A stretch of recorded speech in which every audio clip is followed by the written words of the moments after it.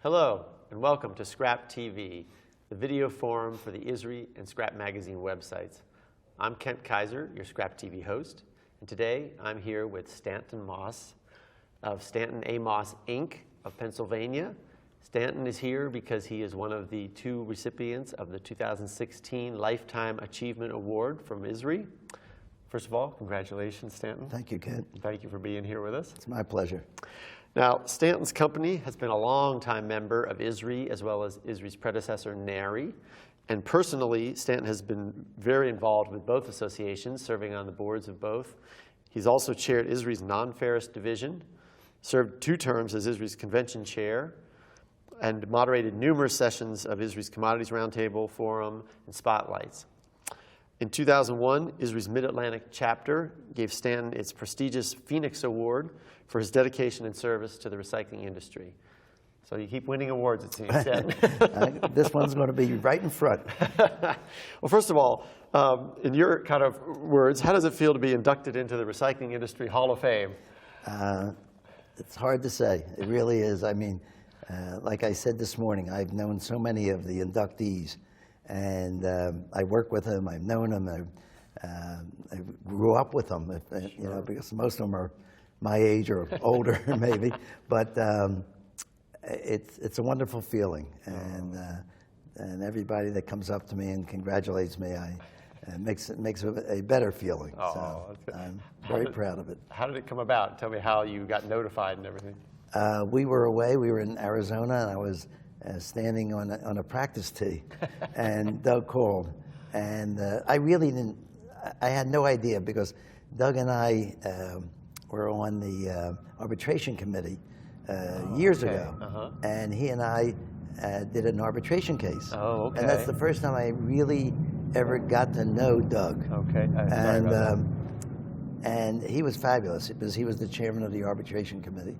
And so I thought he's calling me, you know, figuring that there's something, you know, that we're going to do in an arbitration case. And he said, no, I'd like to award you the Lifetime Achievement Award. Oh, bye. And I said this morning, I was speechless. And normally that's not one of my traits. But I was very, very impressed. Well, very well deserved, for sure. When I told my wife and told my son, I think Stephen might have known. What was that? We're right next to or an airplane. Trade show, probably the forklift truck. It could be who knows where. Okay, so we're starting from the top. Yeah, let's start from the top one more time. I'm sorry. Well, maybe we'll ask the same questions so you could just sort of come up with the same answer as you wish. All right, here we go, guys. And in 3, 2, 1. Hello, and welcome to Scrap TV, the video forum for the ISRI and Scrap Magazine websites. I'm Kent Kaiser, your Scrap TV host, and today I'm here with Stanton Moss of Stanton A Inc. in Pennsylvania. Welcome, Stanton. Thank you. We have him here today because he is one of the 2 recipients of the 2016 ISRI Lifetime Achievement Award. Stanton's company has been a longtime member of both ISRI and its predecessor, NARI, and Stanton personally has been incredibly involved with both trade associations over the years, including serving as a board member of both. He also has chaired ISRI's Non-Ferrous Division, served 2 terms as ISRI's convention chair, and moderated numerous sessions at ISRI's Commodities Roundtable, Forum, and Spotlights. In 2001, ISRI's Mid-Atlantic Chapter also gave Stanton its prestigious Phoenix Award for his dedication and service to the recycling industry. So today, we're just honoring you, Stanton, for your Lifetime Achievement Award. Thank you. Congratulations. Thank you. It seems like you keep winning awards. Can you just tell me first how it feels to be, in your words, inducted into the Recycling Industry Hall of Fame? Well, I've known so many of the inductees prior to me. I've worked with them. I've done business with them. It's just a wonderful group of people. And one of the things, I guess there's so many great people in our industry. It's a shame you can't give everybody the award. But the past honorees are a terrific group of men, and it's just an honor to have my name with them. Very good. Somewhere there should be a wall with all their pictures. And, A Hall of Fame. Yeah, Hall of There we Fame. go. Well, can you tell me how it came about and how you were notified? well, I was on vacation, and I was on a practice tee at a golf course, and I got a call from Doug, and I thought he was calling me to be part of an arbitration, which he and I did about 15, 20 years ago. He was head of the ISRI well, it was ISIS, I guess, arbitration committee, and I was part of that committee. Okay. And we met in Chicago, and it was the first time I really got to know Doug, and he handled the arbitration fabulously. I mean, Great. I listened, and but I was amazed at the way he was able to handle it. And so I thought that's what he wanted me for. But when he told me that I was going to be honored with the Lifetime Achievement Award, I was speechless, and that's very unusual for me. And of course, I said thank you, and then I called my wife, Carol, and then I called Stephen. Somehow I think Stephen might have known, but he kept a good secret. There you go. Okay. And it was very, very nice. Excellent. Well deserved. Now, Stanton, you started working in the metals industry around 1957, was it? Right. At George Sall Metals in Philadelphia. Correct. And you started your own aluminum brokerage company, Stanton A, Inc., in 1974. Right. Now, you've been in the business a long time. Can you give me any greatest memories, milestones, highlights of your long, distinguished career? Anything that comes to mind? Well, there's so many of them. I'll tell you, when you've been in the business for so long, you never know. But when I graduated Wharton School, I was asked to go into my ex-father-in-law's business, which I knew nothing about. And he said, well, you'll learn. And he took me down one morning to see the place. And I said, oh, I saw the guys running around in jeans and hard hats and safety shoes, which I had none. So I first had to go out and buy the right uniform. Sure. And I guess I got there, and the first day that I got there, I was supposed to be there at like at 7:30. I got there at 7, and I drive into the plant, into the yard there, and there's fire engines, police cars, Oh, no. and there was an accident. Oh, no. And somebody got burned to death. Oh. And I said, what am I doing here? I said, I don't think this is for me. I want to be a stockbroker or a lawyer. Oh, no. So, but it was a very sad situation. One of these accidents that happened once every 50 years. It never happened again. So, but that was a sad part of it. But I learned so much. I learned to look at metal, and when you see two pieces of metal and they could be the same shape, you got to test them because they might not be the same alloy. Sure. I remember one of my jobs was to go down to the Philadelphia Navy Yard and sample and inspect propellers. Now these propellers weigh 30 to 40,000 pounds a piece, and it was like in the middle of the winter, so they sent me down there to cut a wedge in one of the blades and then label it and then bring it back and analyze it. So there was 12 propellers. I sampled every one of them, labeled each one of them, put them in a different envelope, came back, and we analyzed it. And 11 of them were a manganese bronze, which was what we expected. One of them was made of high-grade bronze. And everybody said, can't be. Can't be because they never made a propeller out of high-grade bronze. I said, well, I didn't find this piece of metal on the floor. I sampled it. So they said, okay, we arranged to, well, this changed the value of the propeller because it was the piece that I got, if it was all high grade, it was worth a lot more money. So we arranged to ship 11 propellers to Bethlehem Steel. We had a convoy with police escorts because these propellers were so big. And we bring the 12th back to the yard.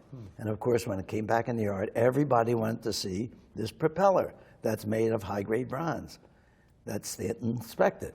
So they went out and they inspected it. They said, it's nothing but manganese bronze. I said, wait a minute. One of the blades, there's my tip, there's where I cut, that's high-grade bronze. They sampled that with a hatchet, and you could tell by the sound, and it was high-grade bronze. during the war, when a propeller was damaged, they took it to the foundry and they used any kind of metal that they could braze to that propeller, and it happened to be high grade. So what did they do? They called up the police and said, "Stop the convoy! We got a 12th one coming." So that was one of the things I remember. So I'm very careful when I see scrap, and I check most of it. So. Well, starting your own company must have been a big milestone in your career. And It was. We had 300 people working for our company at the time, and I was general manager, and they had a strike, and some of the people I had worked with for many years, they were convinced by the union to vote for the union. And so I crossed the picket line for about a year, liquidating the inventory, until one day they said, "Mr. Moss, don't cross the picket line today. There's going to be trouble." And I said, "That's good. I'm out of here." And I left, and I called up the president of the company. It was a conglomerate, and I said, "I quit." And next day, I opened up my own company. Oh my! From home, and with a phone. Oh my goodness! And that was it. Oh, so then in the years of Stanton A. Moss Inc., what have been a couple of the highlights for you? Just, having my son with me is a big highlight. Having the same secretary, Janice Thompson, for close to 40 years. So that's a highlight. And that's the only 2 employees I have. And just my participation at the trade organizations have been a tremendous highlight, and my meeting and making friends. I mean, I tell everybody, I said, I've been friendly with these people for years, and I always tell my kids, if you're ever stuck in a city, call the local scrap dealer. Sure. Yeah, they'll help you out, because it's one big family, and it's changed a little now, but it's still there. Absolutely. Now, within your NARI or ISRI service, are there any particular positions you held or work you did that you're particularly proud of? I got a lot out of every one of them. The convention committee was the most fun. That was the most fun. I mean, running around with Jimmy in San Francisco, and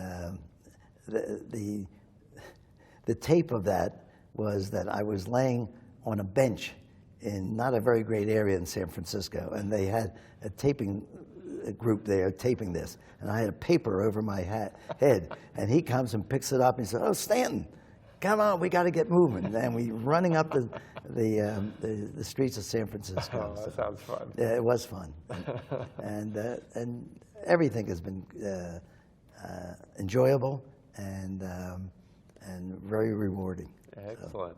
Well, now you are definitely a expert at the brokerage trade.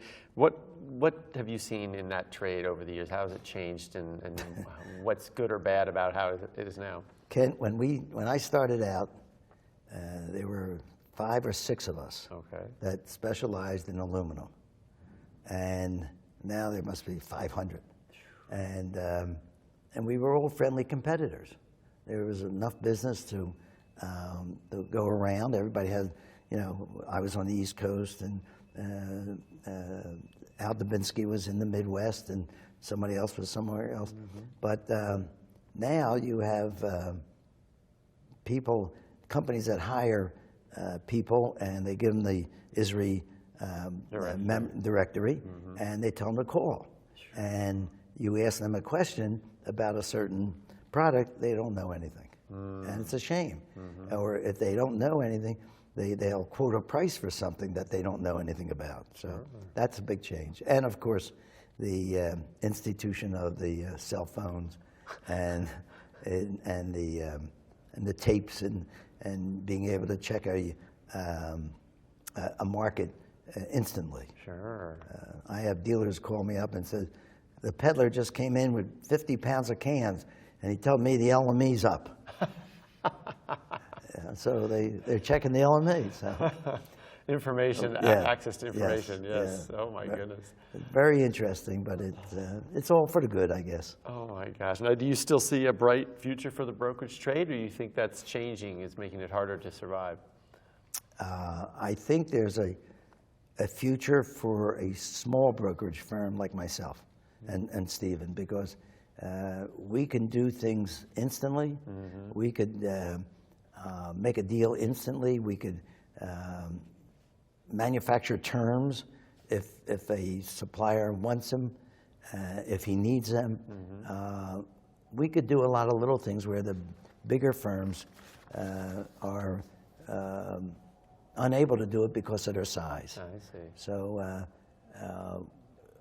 we won't, our spreads won't widen, but our volumes should be okay because we have customers that depend on us. We do 99.9% domestic.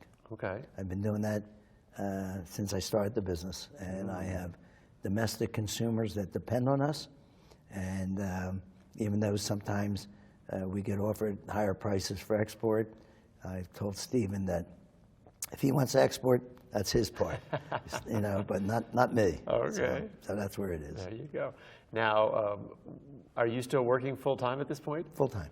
Are you? Well, not at 8 o'clock in the morning. I'm not there, and I don't stay to 5:30. But it's nice because my office is 5 minutes from the house. Oh, nice. And I would absolutely go out of my mind if I didn't. I really would. I enjoy it, and I think it's because of the people that I do business with. That's amazing. And having Stephen, you say your son, he It's joined in wonderful. 2000. Yes, it is. It's been wonderful. We have a great relationship together. Carol tells me, she says, you guys eat lunch together, you're in the same office together, and you'll talk in the evening, and you don't have a bad word to say about it. I mean, you're always talking about something good. I said, I guess that's part of the game. That is fabulous. Yeah, Well, and he's terrific. He really is. So. well, listen, I think that will get us to our time here. Thank you again for Well, joining thank us, you, Ken. Stanton. And Always good. congratulations again for You the and I award. go a long We time. go way back, indeed. Well, thank you, everyone, Thank for you. joining Scrap TV, and signing off until next time.